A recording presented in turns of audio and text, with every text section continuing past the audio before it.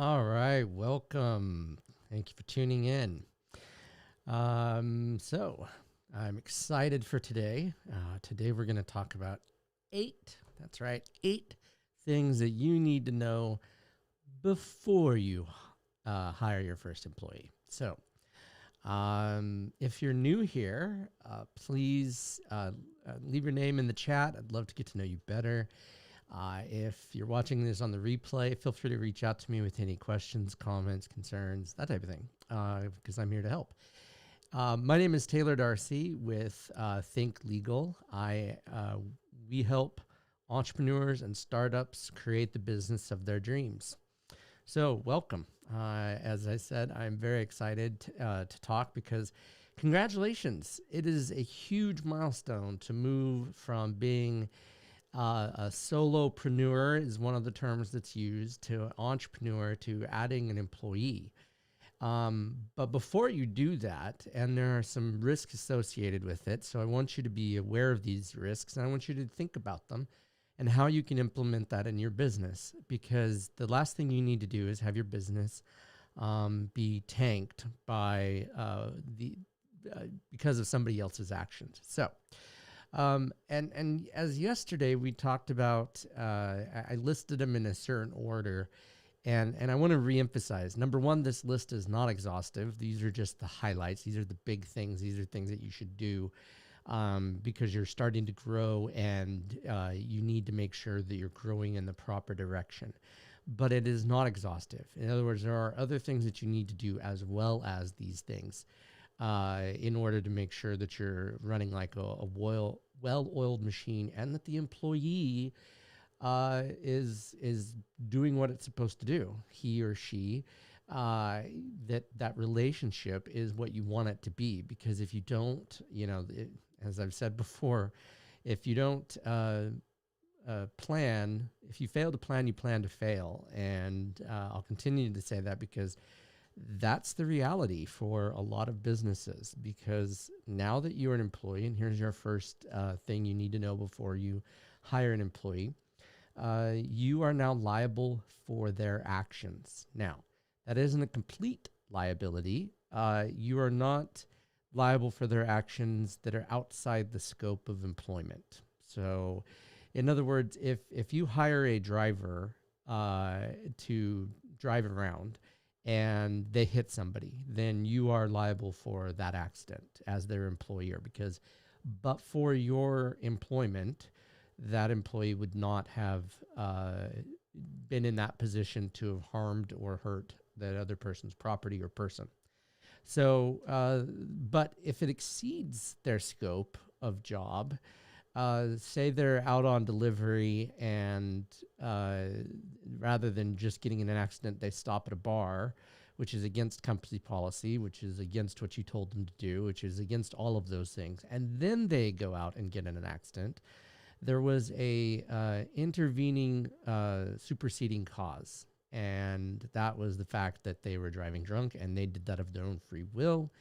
And so most likely, not always, but most likely you will not be held liable for that. However, and here's the however, and I tell all of my students this, is that if you're the one with the deep pockets because you're a business,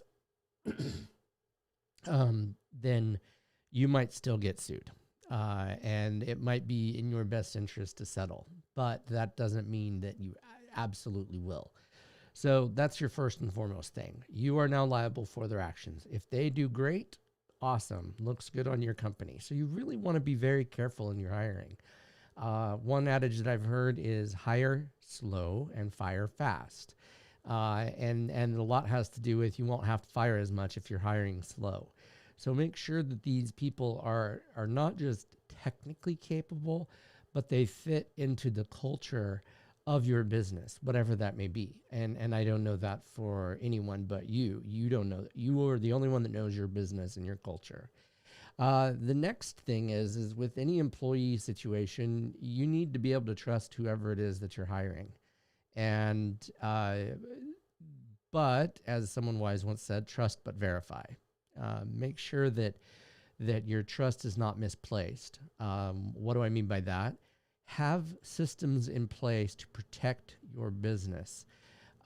Fraud happens a lot when there's lack of oversight, especially from an employer-employee situation. For instance, there's been countless instances of employees taking their employer for all that they were worth because the employer trusted them too much. And so, for instance, a bookkeeper, she bilked the company out of millions of dollars because the employer didn't want to not only reconcile their bank account, but also to, compare the books with the bank account. And so he left the bookkeeper to do all of that for him. And she was siphoning money off for her own personal benefit and for her own accounts.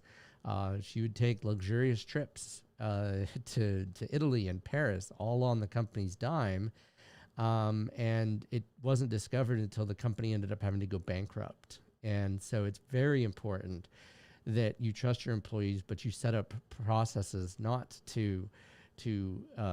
not necessarily to supervise, but just to make sure that what they're doing, what they say they're doing is appropriate, and that what you're getting out of it is correct. The next thing that you want to make sure of, and this is number 3, again, these are in no particular order. I'm just ordering them because it makes sense logically, 1 through 8. But really, you could label them all 1 or all 0 because they all are of equal importance. Set clear expectations for your employees. Make sure that they understand what their roles are, what they're supposed to be doing, and when they're supposed to be doing it. Now, I'm not suggesting that micromanaging, because virtually no one does well under a micromanagement regime, if you will. But by setting clear expectations of what is appropriate and what is not appropriate, you're going to have a lot better employer-employee relationship, and you're going to enjoy having the employee a lot better than if you're not clear.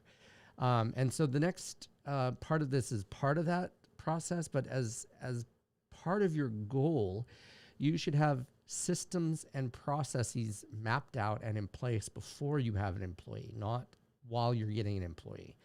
Don't expect the employee to know what's inside your head. So sit down and just start writing everything you do, and then start writing the processes and the systems that you have in place. Because what seems obvious to you because you've been doing it for however long may not seem obvious to the employee. And so you'll be very disappointed if you're not very clear in your expectations, but also doing it ahead of time, setting up systems so that when the employee goes to do something, they're not having to reinvent the wheel and do stuff that they shouldn't have to do. Now, as the employer, one of the things is that you're the visionary. And so the goal is to get them to do the work that they can do and then they basically implement what your plans are. But in order for them to do that, you need to make sure that you have someone there that can do the implementing. And so that's why, like, for instance, a chief operations officer, someone that can step in and implement your ideas and your vision for the company. But by having systems and processes in place, you're going to reduce the lag between implementation and effectiveness. And it also helps with that setting clear expectations.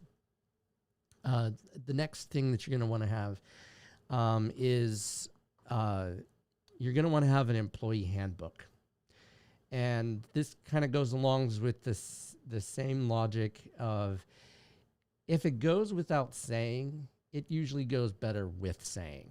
And by having something, an employee handbook, even for one employee, it can be very clear what your expectations are of that employee. And once you get it started and you have it done, then you're going to then just be able to update it as things arise, as opposed to having to do it all at once.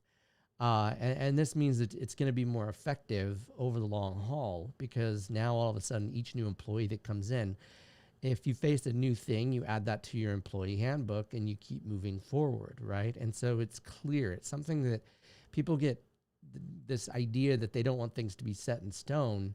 And the reality is that clear expectations are a much smarter idea than unclear expectations. You're going to be a lot happier if you're clear with your employee handbook.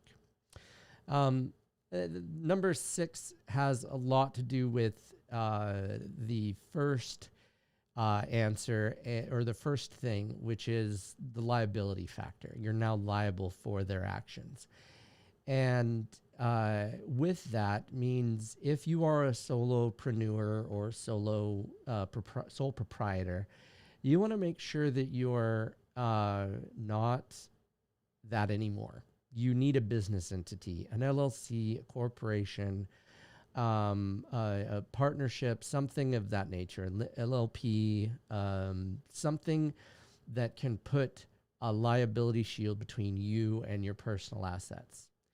The worst thing you can do is continue to be an employer as a entrepreneur, as a solo at that point, especially with employees, because that third-party liability, okay, so is now on your shoulders, which means you're putting at risk in case someone does something dumb, which I'm not suggesting they will, but you want to hope for the best, plan for the worst. And by having that business entity in between you and others, it can ensure that if they do something, that they're not going to attach your personal assets. So please consider this as that your goal is not to know everything, but the goal is to prevent as much as possible.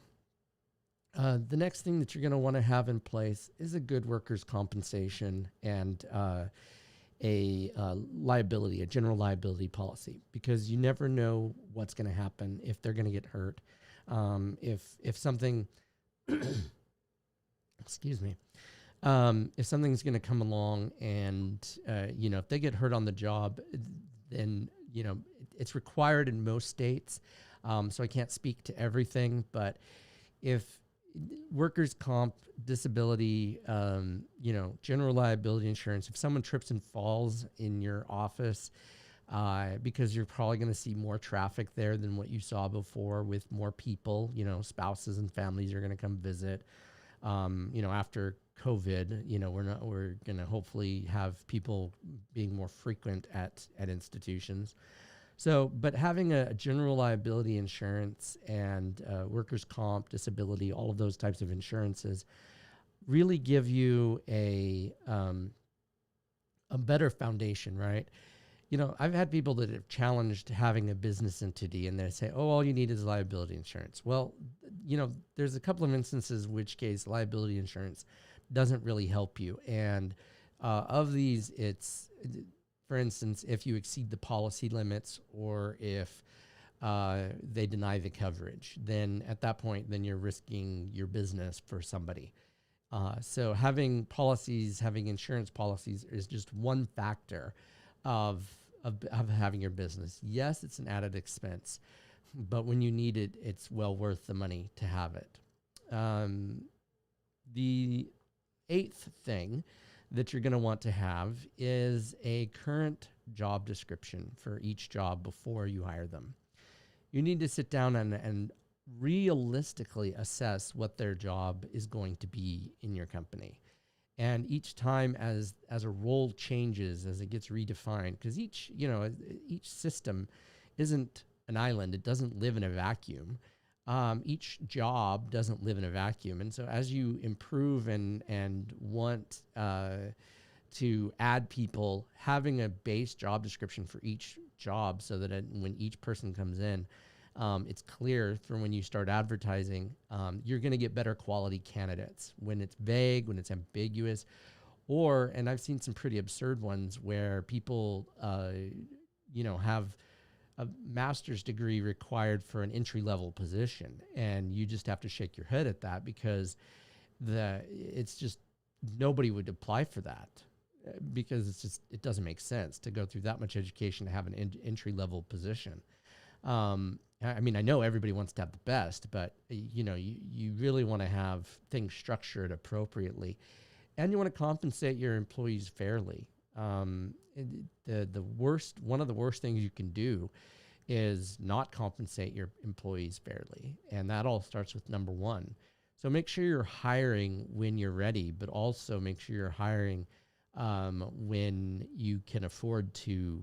Now, keep this in mind: as you're hiring people, your first employee, you don't have to have a year's worth of salary in the bank before you should hire somebody. Now, should you have a savings and a reserve? Absolutely. But the idea being is that as you build and continue to build, you can focus more on what are money driven or revenue growth, as opposed to focusing on the day to day. That's one of the reasons why the employee is necessary and important for you. So keep that in mind. Is don't be afraid that that it's going to hurt you to hire this person. The idea being that they are the ones that are going to take on the day to day stuff that you need. There are certain positions that you shouldn't outsource, and that really has to do with your personal preference, and also to make sure that you're doing what you need to do for your company to build it, to grow it. I am so grateful that you took the few minutes of this video. If you have any questions, please leave them in the comments below. I'm excited to be here. I go live every weekday, Monday through Friday at 11 a.m. Feel free to drop in, join me, give me a thumbs up, and a subscribe to the channel. I'd love to talk with you more about it. Have a great day.